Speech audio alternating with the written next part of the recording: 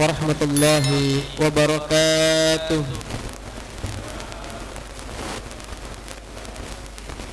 Alhamdulillahi rabbil alamin hamdan thayyiban mubarakan fihi kama yuhibbu rabbuna wa yarda.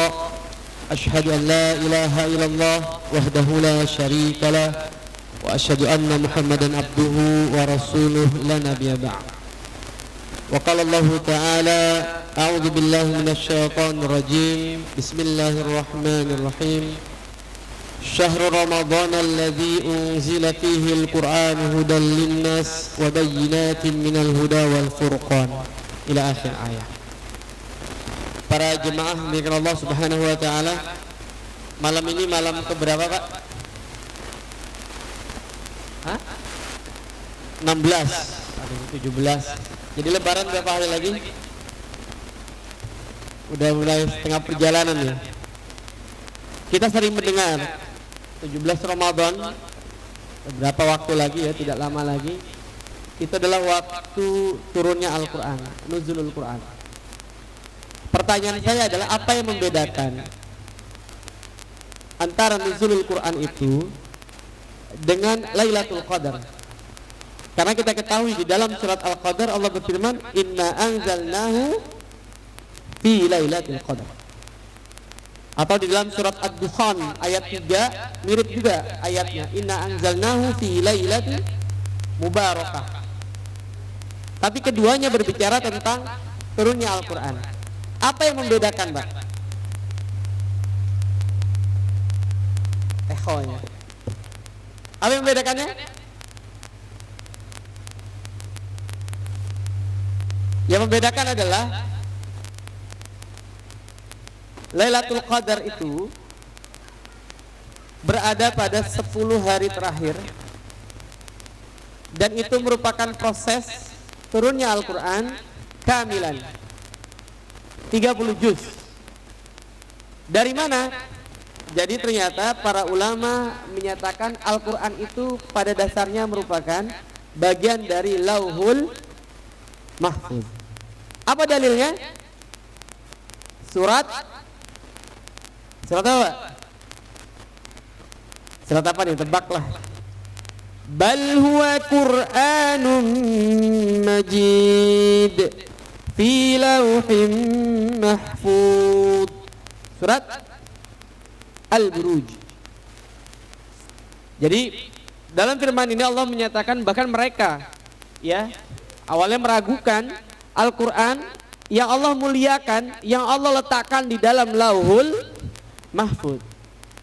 Kemudian Allah turunkan, kata Ibnu Katsir ketika mengomentari surat Al-Qadar, dari Lauhul Mahfuz ke langit dunia yang namanya adalah Baitul Izzah. Ibnu Katsir di situ menjelaskan Baitul Izzah ini termasuk di antara Ka'bahnya malaikat.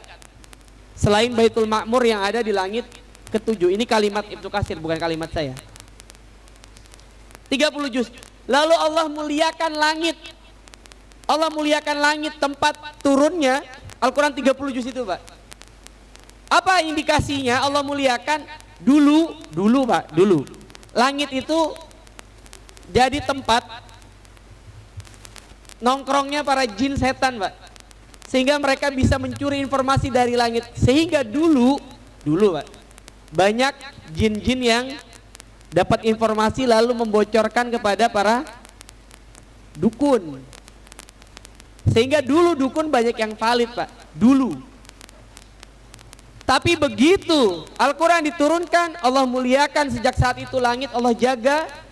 Ketika ada jin-jin yang berusaha mencuri informasi dari langit, Allah lempari mereka dengan bintang. Apa dalilnya? Walaqad zayyana as-samaa'a ad-dunya bimasabiha wa ja'alnaha rujuman lisyayatin wa a'tadna lahum adzabas sa'ir. Kami hiasi langit itu dengan bintang, lalu kami jadikan bintang itu sebagai alat untuk melempar setan. Lihat, Pak, langit Allah muliakan sejak saat itu. Sejak Al-Quran diturunkan, langit Allah muliakan sehingga jin-jin tidak ada lagi yang bisa mencuri informasi dari langit. Artinya sejak saat itu dukun gak ada yang valid. Kalau hari ini masih ada warga Medland yang percaya sama dukun, ini berarti pemikiran yang primitif. Saya kasih tahu bocorannya, jin-jin udah gak ada yang valid Pak. Artinya dukun semua palsu, kecuali mungkin dukun beranak ya. Yang bantu orang beranak namanya dukun beranak gitu ya. Tapi dukun-dukun yang meramal itu udah dipastikan palsu semua Pak. Bahkan Allah melarang, wa annahu kana rijalun minal insi ya'udzuna birijalin minal jin fazaduhum rahaqa. Ketika ada di antara laki-laki dari kalangan manusia kerjasama dengan laki-laki dari kalangan jin, kata Allah Subhanahu wa taala, fazaduhum rahaqa, hanya menambah keburukan bagi keduanya. Lalu Allah turunkan ayat demi ayat kepada Nabi Shallallahu Alaihi Wasallam. Saya ingin ngambil pelajaran dari sini. Langit langsung Allah muliakan. Malaikat yang membawa Al-Quran kepada Nabi Shallallahu Alaihi Wasallam menjadi malaikat yang mulia. Bahkan malaikat ini diberi gelar khusus yang setiap tahun di bulan Ramadan turun. Malaikat Jibril alaihissalam setiap Ramadan itu turun khusus Pak. Apa dalilnya? Surat Al-Qadar.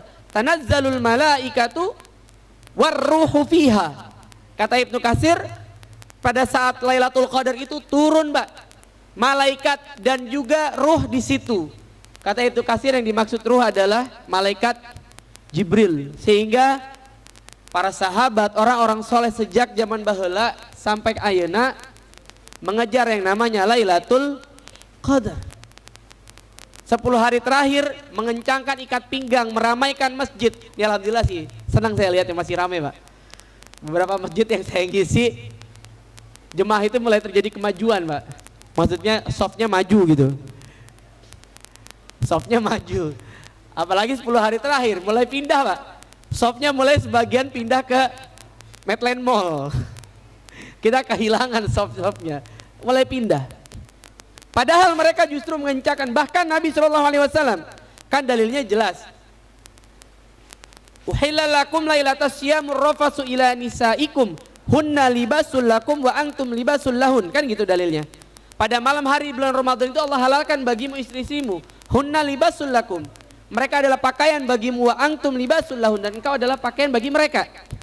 Tapi ketika menjelaskan ayat tentang itikaf, apa firman Allah? Wala tubashiruhunna wa antum akifuna fil masajid, dan jangan engkau sentuh mereka sedangkan engkau sedang beritikaf di dalam masjid. Makanya terkenal sebuah istilah, Nabi sampai mengencangkan ikat pinggangnya, artinya tidak berdekatan dengan istrinya, karena Nabi SAW sedang beritikaf. Bahkan yang dihalalkan di malam hari dengan istrinya ditinggalkan karena ingin fokus beribadah. Bagaimana dengan kita?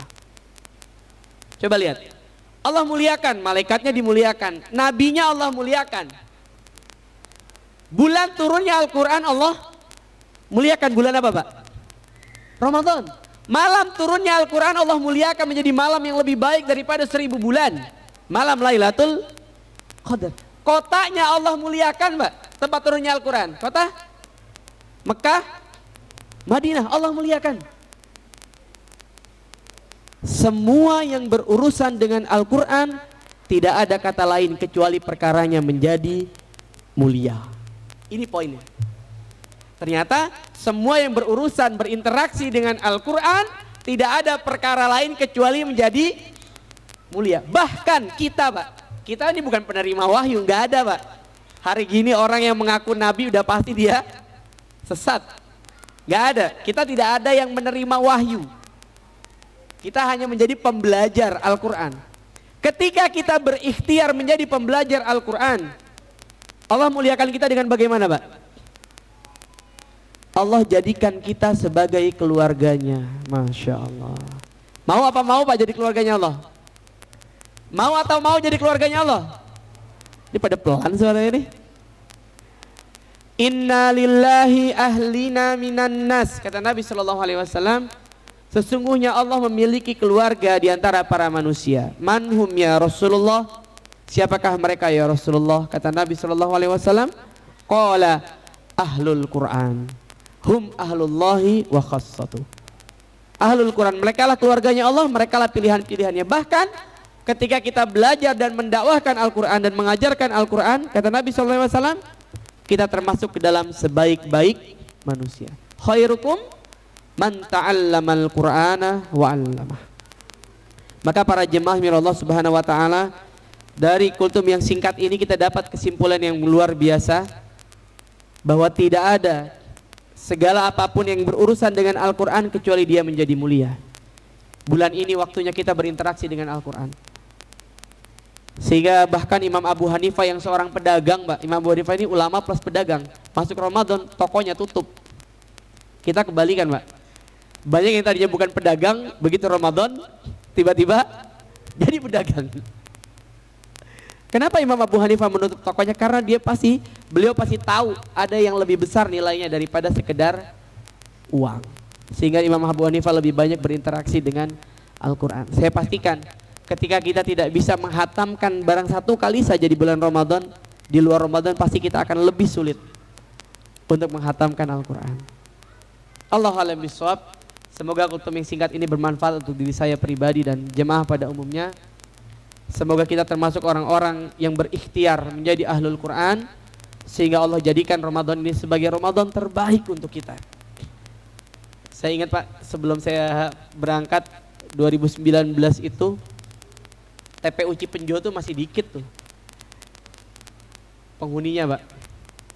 Klasternya itu belum banyak gitu. Begitu saya tiba ke Indonesia bulan Februari kemarin, saya pulang, saya lewat Cipenjo, ternyata peningkatannya sudah drastis. Bahkan terakhir itu lagi ditebang-tebangin pohon di belakang untuk lahan baru.